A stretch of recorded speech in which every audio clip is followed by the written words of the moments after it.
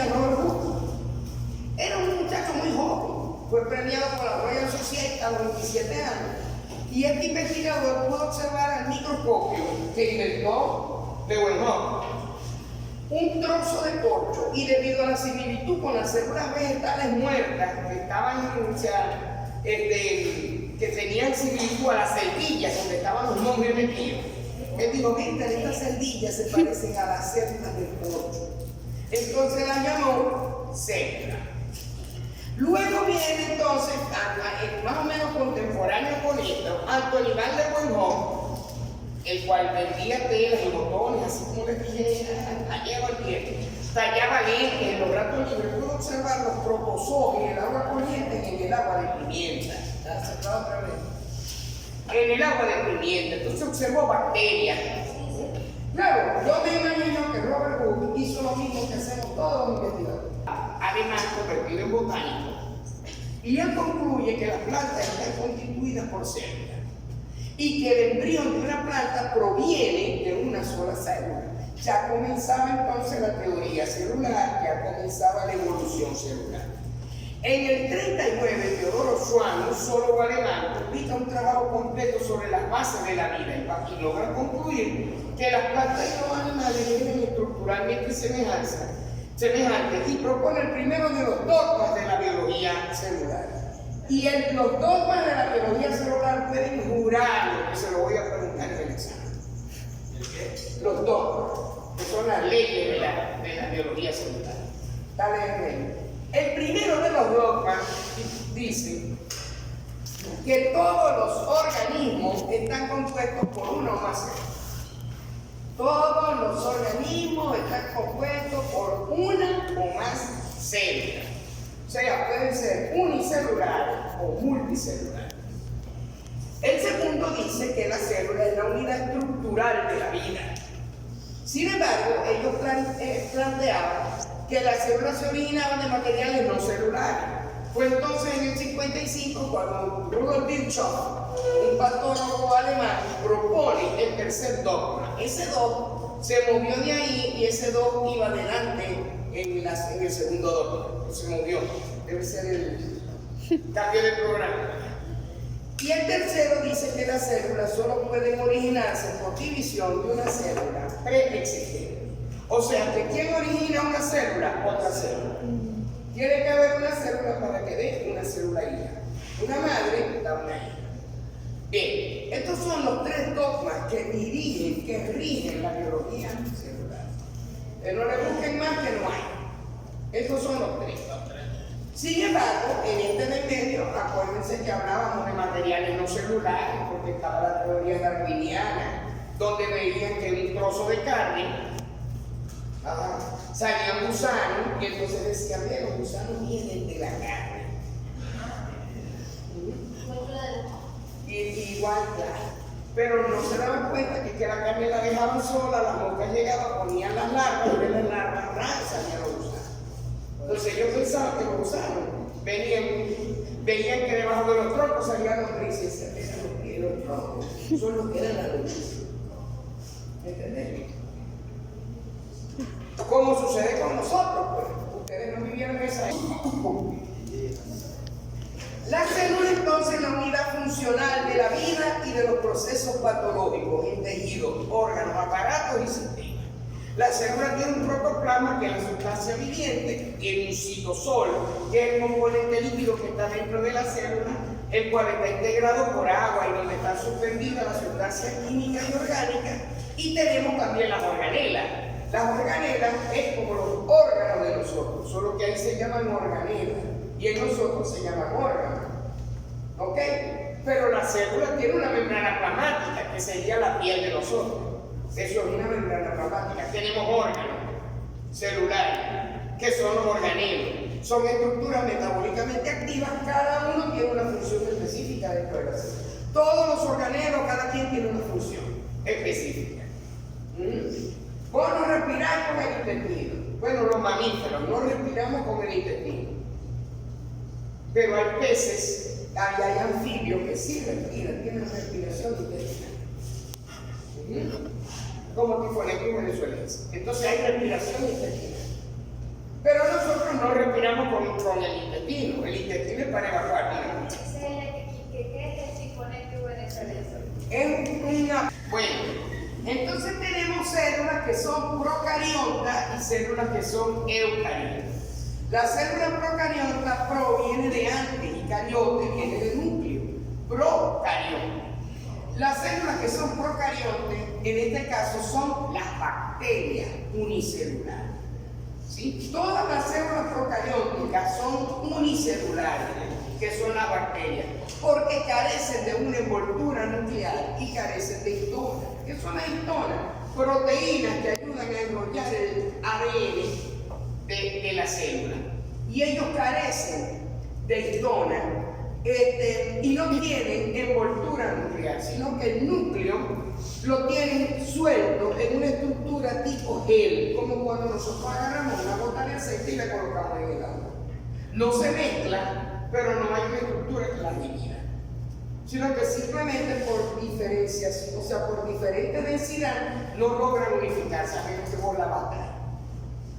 ¿Ven? Entonces, así pasa con el DNA de la célula procariota, ¿ok? De la bacteria. No hay una membrana nuclear como la tenemos nosotros, que nosotros sí tenemos una membrana nuclear que separa el núcleo del resto de los componentes del citoplasma. En el caso de las bacterias o organismos unicelulares, poseen una pared celular que está compuesta por péptidos glicanos. Solamente las células vegetales y las bacterias tienen esa pared celular. Una pared celular compuesta por péptidos glicanos. Lo otro, no hay compartimentalización celular. ¿Qué es la compartimentalización celular? Es la organización específica de las organelas dentro del citoplasma. Como la casa de ustedes, ¿verdad? Vos pasás por tu casa y vos no estáis esperando que la cocina haya tenga pantaletas y interiores, ¿verdad? O vos no decís, perdón, voy a defecar, no le voy para la cocina. No, para eso existe un baño. ¿Sí? Entonces está compartimentalizado. Vais a hacer comida y vais para la cocina. Vais a hacer del baño y te vais para el baño. Vais a reunirte con los amigos y te reunís o en tu cuarto o en la sala. ¿Sí? Entonces está compartimentalizado. Cada función, cada espacio que tiene está organizado. Eso sucede en la célula eucariota, que somos nosotros. Las células procariotas, como las bacterias, no tienen compartimentalización celular. Lo otro, no hay organelas rodeadas por membranas en las procariotas. Lo otro, la transcripción y la transducción son consecutivas, o sea, el DNA se transcribe y produce un mensajero, se traduce y produce una proteína. Ese DNA que ha sido transcrito, eso se traduce y forma una proteína. En el caso de las bacterias, no ha terminado de formarse el RNA mensajero cuando ya se está leyendo por producir la proteína, porque la vida media de la bacteria es muy corta. Entonces, el RNA mensajero también tiene vida media corta. Dale. Ok. La reproducción de las bacterias es muy rápida. En 11 horas puede haber 5 billones de bacterias. Entonces es demasiado crecimiento celular. Y en cuanto a la célula eucariota, eucarionta. Eu significa verdadero, cariote significa núcleo. O sea, núcleo verdadero. Tiene todas las características diferentes a lo que mencionamos en la procariota.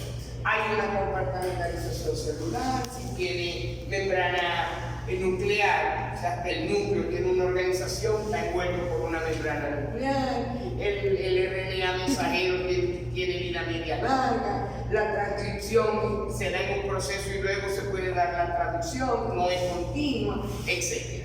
Dale.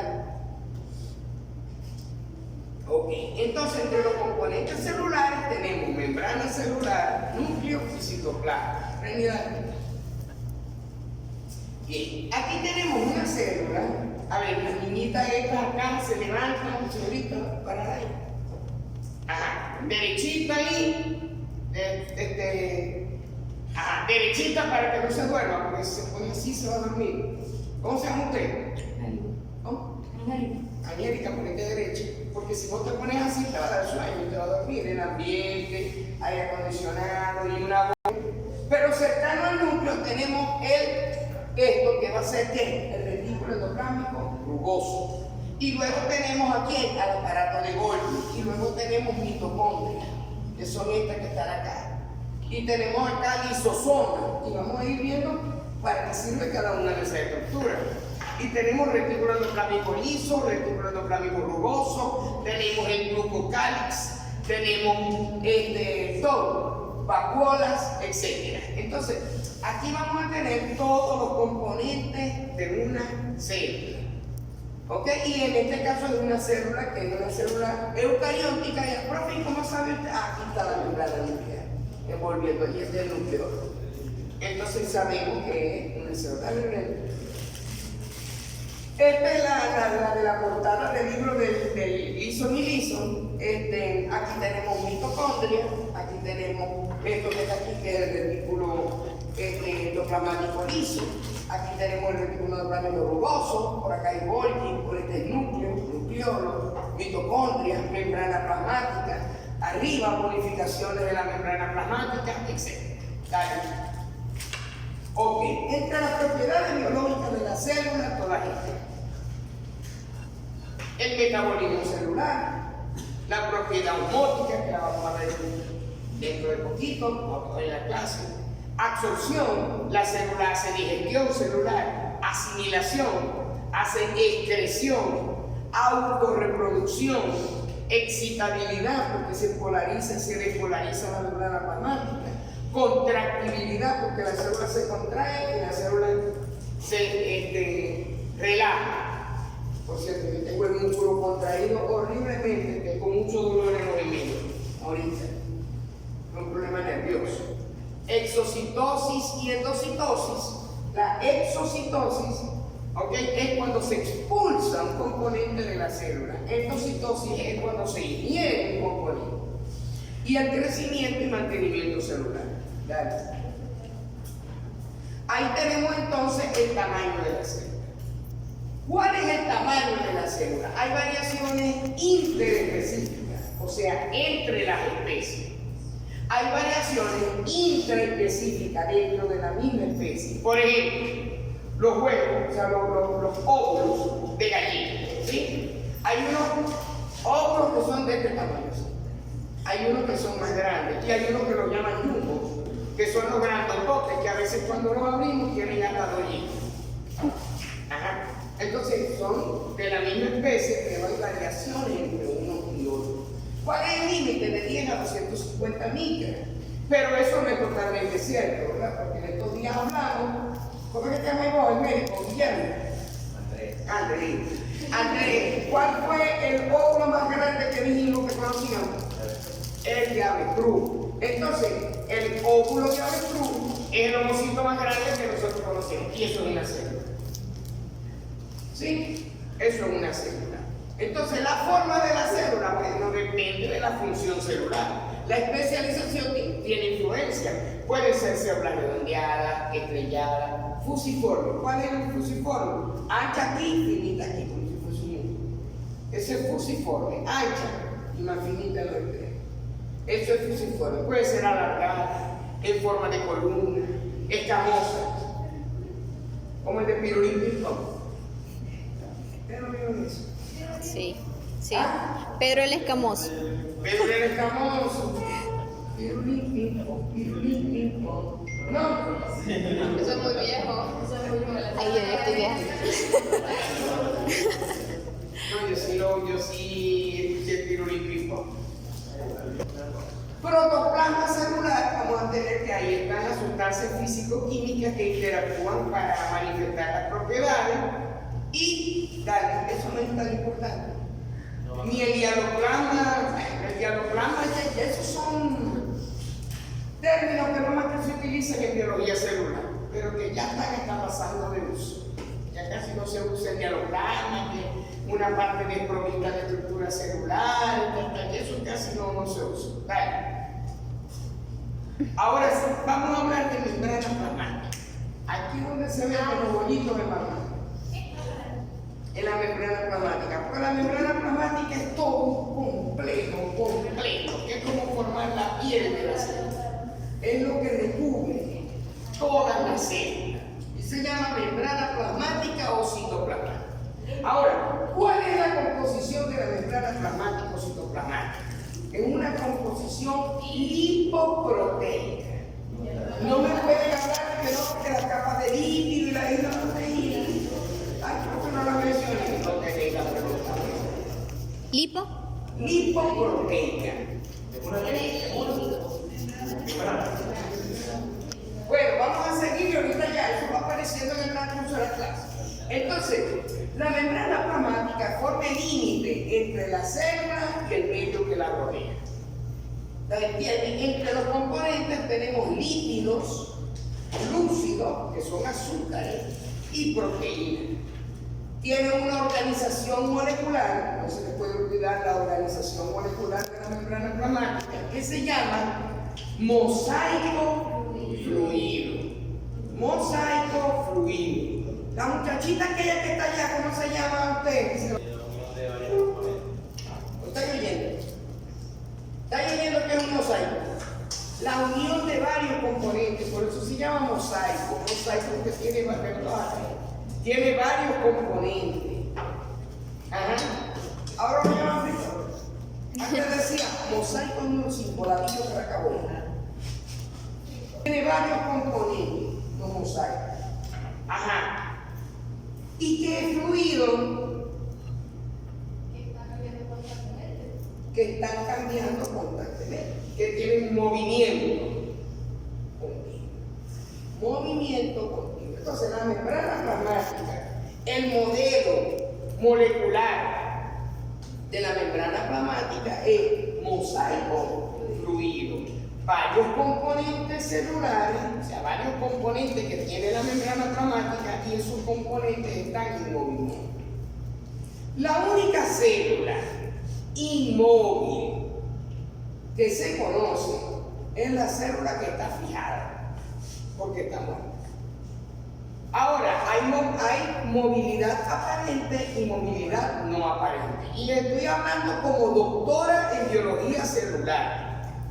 Si aquí existe otro doctor en biología celular, háblese de la Universidad del Sur. Si hay otro doctor en biología celular, puede discutir eso conmigo, pero yo eso no lo discuto con veterinario. Porque hay que ser el biólogo celular para poder entender eso.